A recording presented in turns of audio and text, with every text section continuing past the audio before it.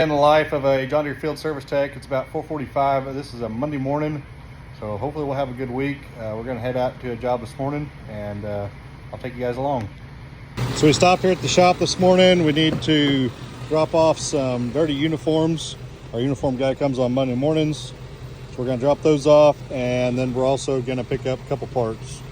So I've got a shelf here at the shop that parts guys put all my parts on for all my different projects.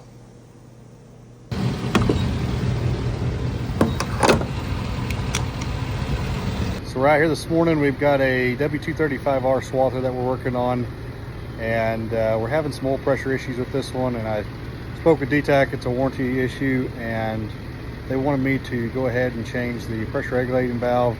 I had pulled it out the other day and it did not look very good, so we got one ordered and we're going to change it out this morning.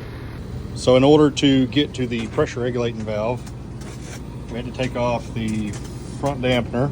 It's a two-piece style. So then we can get the plug out of that hole right there. And so we can get the puller in there to pull the actual bushing that the regulating valve is against. Here's the bushing. We had to use a puller to pull it out.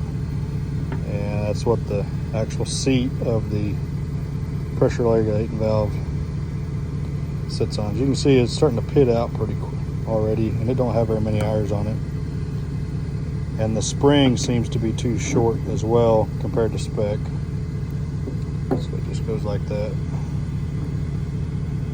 So we're getting ready to put the new one in now. We'll use a little special pusher tool to press that bushing back inside the housing. So we're working on a 8370R now. I had looked at this one last week, and he was having a code for the R3 solenoid on the transmission.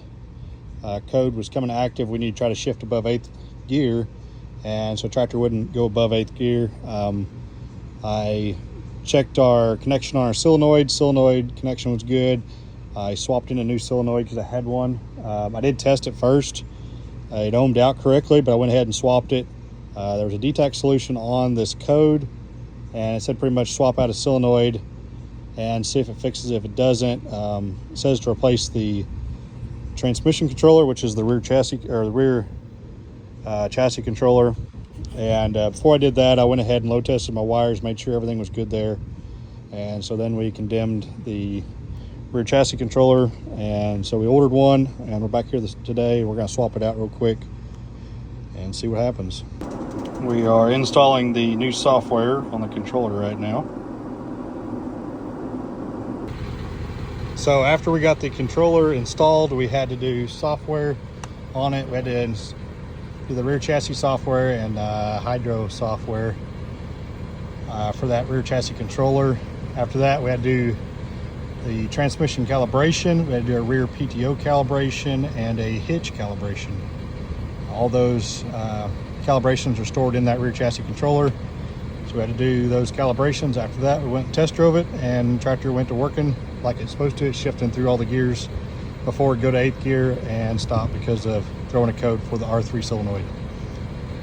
So we got this guy going. He can go back to work now.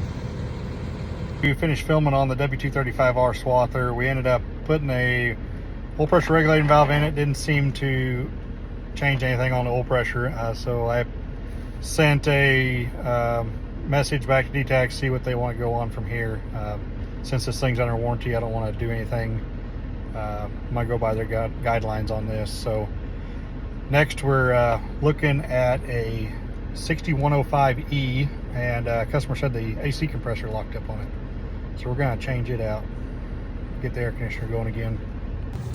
So customer was right, it burnt that clutch out pretty good.